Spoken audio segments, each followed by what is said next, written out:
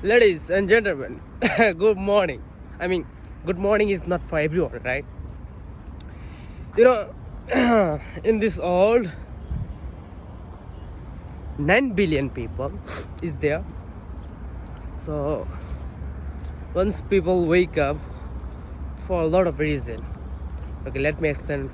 The first one,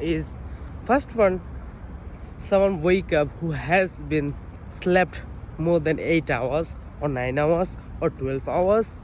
That's why they just wake up automatically, right?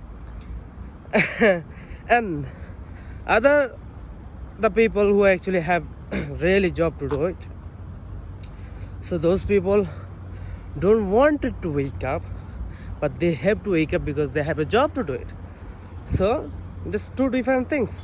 And the third, the child who has to go to the school and they have to study and they have to wake up, right? Fourth, like me, I'm the guy who couldn't sleep last night thinking about the money, right? So that's actually good morning has a four different things to way to things. And some people who has the night shift or couldn't sleep, or some people who actually drug addict, or you can say like who actually do take a drugs, so they don't have actually good mornings.